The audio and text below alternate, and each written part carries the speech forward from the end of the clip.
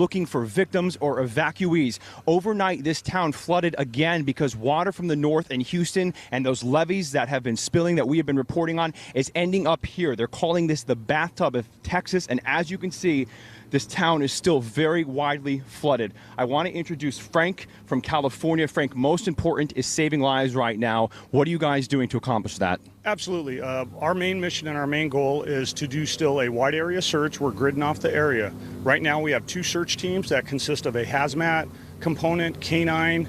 We have National Guard working with us, ATF, and we have technical search. We're marking areas of people that may need help, that are still caught in areas that they're unable to get out of.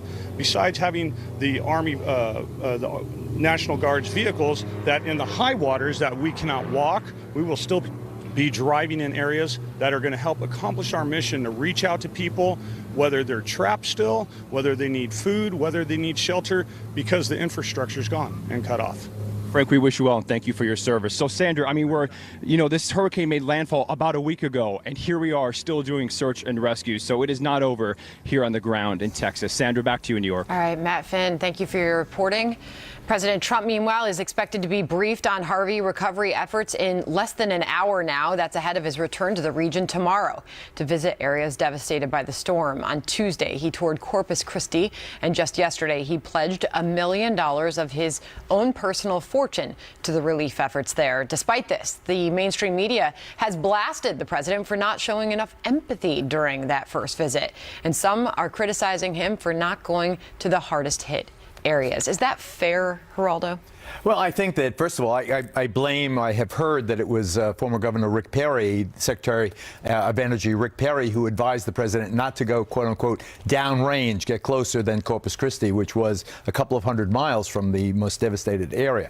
But I also think that the president and the First Lady in that first visit seem to be rookies in terms of the way they responded to or behaved during that visit, during that crisis. The president is the healer in chief. I know Donald Trump for 4 decades. I know he is an empathetic, compassionate, loving person.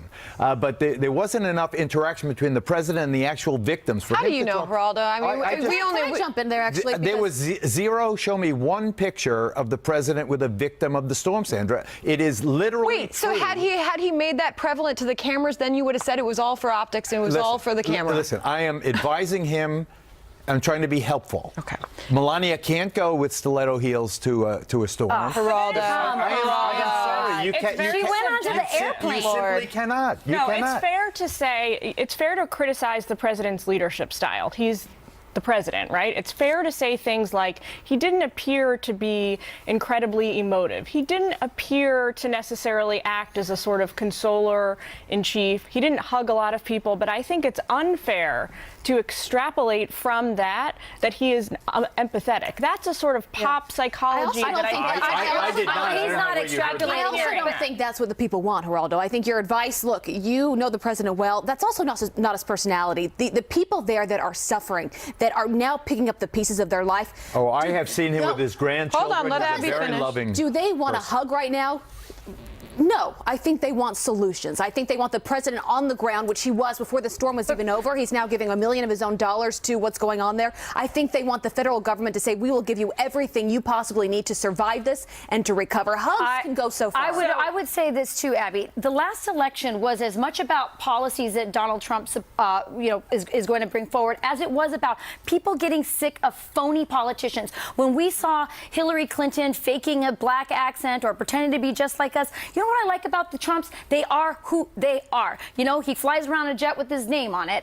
He is who he is. He went there and he's a CEO. And what I saw in those images was not in a motor in chief. What I saw was a CEO managing it. And that's what I want. I will bet you every dollar in my wallet that the President Trump that visits Texas in the next day or so will be a totally different personality than the person who visited the first time. And I will bet you money that the First Lady will have boots on and they will All right. and they will ask of victims, how are you doing? Just a reminder, she didn't get off of Air Force Front 1 in Texas in heels. She departed in them. We'll continue to follow the devastation out of Texas. We've got all these unbelievable pictures coming off the ground and in the air right now. Plus, President Trump expected to announce he will end an Obama-era program that protects young illegals from deportation.